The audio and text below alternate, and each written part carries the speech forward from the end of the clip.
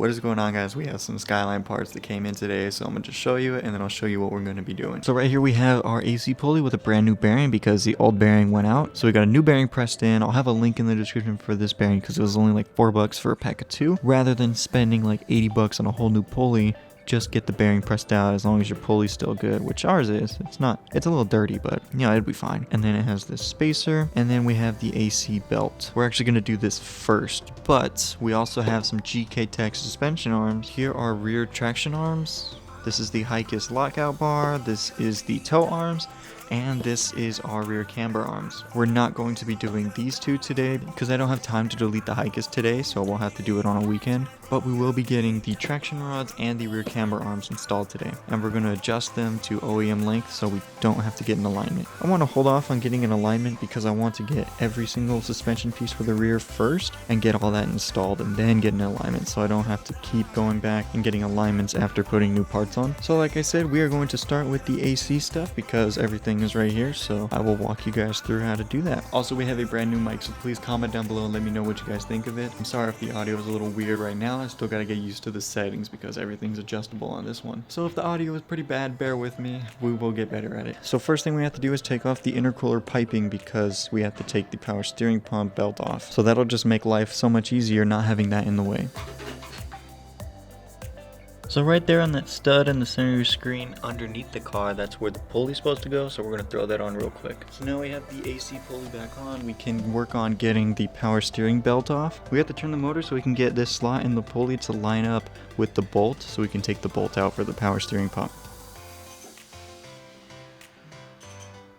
So now we have it lined up and it looks like it's a 12. So we'll take it off right here. It's actually a 14 and you need a shallow socket because there's just not enough room unless you don't have this radiator shroud in. So I guess you don't actually have to take that bolt out. You just have to loosen it so the pump can turn because the tensioner is on the bottom. There's going to be a bolt on this side that's a 12 that you have to spin, but after you take off the one on the bottom that holds the block, that holds the position. So you loosen that one and then you loosen this one a bunch so the pump can twist down and then you can take the belt off. So I just put everything back together. We have our power steering belt back on and you can't really see. You can kind of see there on the crank pulley. So our AC belt is hooked up and everything's tensioned and tightened down, so we are good to go. So now we can throw the intercooler piping back on, lower the car, start it up, test the AC.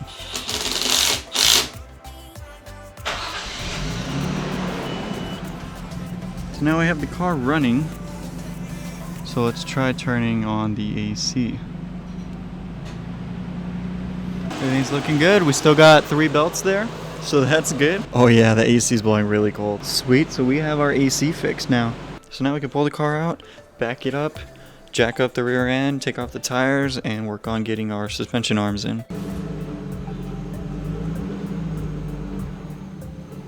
So here are the parts. Those are the rear camber arms, those are the rear traction rods. Parts that are going to be replaced are the traction rod and the upper control arm. We'll start off with the traction rod. We have to take out the bolt here and the bolt back there, and then this should come out. Then there's one bolt here and one back there, and you also have to undo the strut so it can slide down because it wraps around it.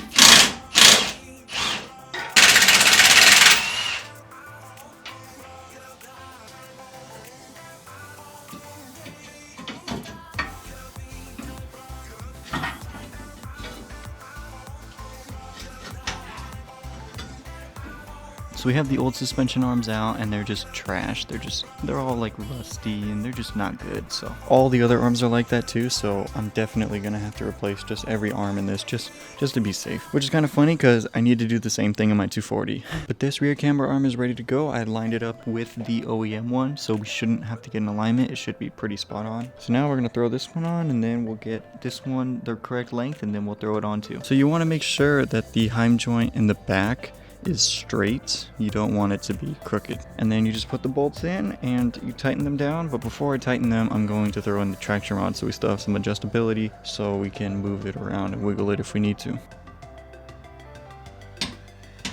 So this side is all complete. We have our new traction rods and our new rear camber arms. Everything is torqued to 60 foot-pounds. The GKTech website says 51 to 65, so 60 seems like a good number. So these two and the two back there all torqued down to 60 foot-pounds. So now we can throw the tire on, do the same thing on the other side. The other side went by so much smoother because I already knew what to do from the other side. It's just a really tight area, so it's hard to work around. So glad that these crappy OEM pieces are gone. They're all rusty and disgusting. We can throw those away. And we have our nice new GKTech arms. We'll get the tow rods installed once we delete the Hicas. So stay tuned. We will be installing these relatively soon because my Hicas is acting up, I believe. So I want to get rid of that ASAP. But now I just got to throw that wheel on and then we'll go for a ride around the block and we'll see how the car feels. It shouldn't feel any different because it's the exact same measurements as the stock arms. And I double checked that everything was tight, so we should be good to go. So the car's back on the ground and there's no noticeable difference, which is a very good thing. If we would have dropped it and then it would have had like a bunch of negative camber, then we would have known something was wrong. So that install went way smoother than I thought it would. It actually only took like an hour and a half to do. I did drive the car around and everything feels normal, so we shouldn't need an alignment. Really hoping that I can hold out until I get all the suspension components, install them all at once, and then get an alignment. So I just had to do it one time. At least for the rears, I'll have to do a second alignment once I get all the stuff for the front, because I'm gonna do the rears first and then work my way towards the front. So far so good, and it's so nice having AC again, even though like it's winter time right now. There's not really going to be a time where I'm going to use it really, but just knowing that it's there, and if it ever does get too hot or if I go back to Arizona, I have AC. So this is actually the next day. I was driving home and I believe the alternator went out, which is just awesome, you know. So what we're going to do is we're going to take the LS1 alternator off my 240 and we're going to throw it onto the R32, and then I'll have to order another alternator and alternator bracket for the 240.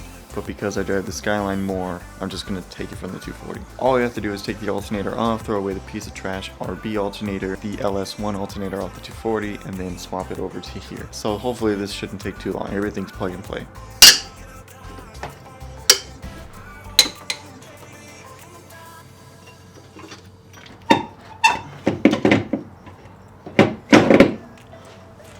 So you saw we just took the Skyline alternator out, and I already took the alternator off the 240. I transferred over the plug, so all we got to do is drop it in, hook everything up, and then we can start the car and everything should be good.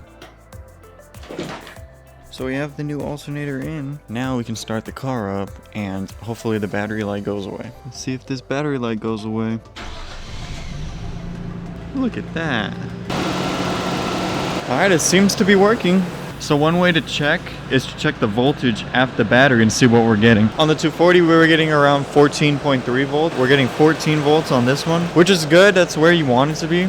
You want it to be around low 14s. What I really think that happened is the new fuel pump is drawing much more amperage than the old fuel pump, and it just caused this crappy alternator to go out. This is only an 80 amp alternator and the LS one is a 140 amp alternator, so almost twice as much. It actually seems like it's idling a little smoother too. So that's really good news that the alternator is working. I'm gonna have to order another one for the 240. I was gonna order one for the Skyline pretty soon actually, because I had a feeling something was gonna happen. So I was driving home today and I noticed that every time I would hit the brakes, the battery light would come on. And sometimes when that happens, it's a loose terminal, and I know for a fact I didn't loosen the terminals because I always tighten them. But I still pulled over, I popped the hood and I checked and the terminals were tight. And then I had the car running and I checked the voltage and I was only getting like 12 volts exactly.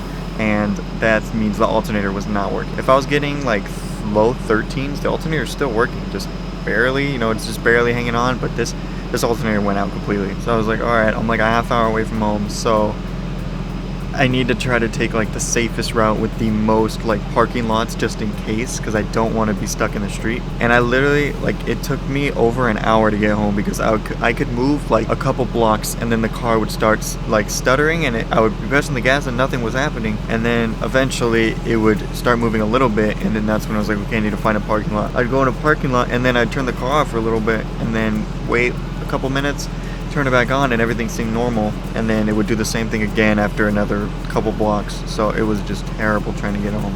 It's very stressful. So I just turned the AC on and we're still getting 14, 13.9 volts, so we're not getting really any voltage drop. If anything, we're getting 0.1 volt drop when we turn the AC on, which is awesome. So now I can drive the car again. I honestly think I might have a boost leak somewhere. I'll have to do like a smoke test or something to figure that out. It seems like when I get into boost, it pulls for a bit and then it hits around like 4,000 RPM and then it kind of stops pulling. So I think there's like a boost leak or something there. Or maybe it was like in limp mode because the voltage was too low or something, and maybe this alternator fixes that. I don't know, I'll have to go for a drive and see. So I'm just so happy that I was able to swap the alternator over. That's what's really nice about sticking with the same motor with multiple builds, is you have spare parts and you can take parts from other cars, and it just makes things a whole lot easier. It's definitely cool to like branch out and do different things, and that's what I want to do eventually. You know, I want like some Jay-Z content and stuff like that on the channel, but I'd have to start over as far as getting spare parts, so it's always nice to have the same motors that use the same parts. So in the description I'll have a link to all the stuff that I used in this video, all the GKTech stuff, as well as the LS alternator and the alternator kit. It's just a bracket, the pulley, and some bolts, I think. But that is going to be it for this video. Thank you so much for watching. Please leave a like if you did, comment down below, and then hit that subscribe button. I'll see you guys next time. Peace.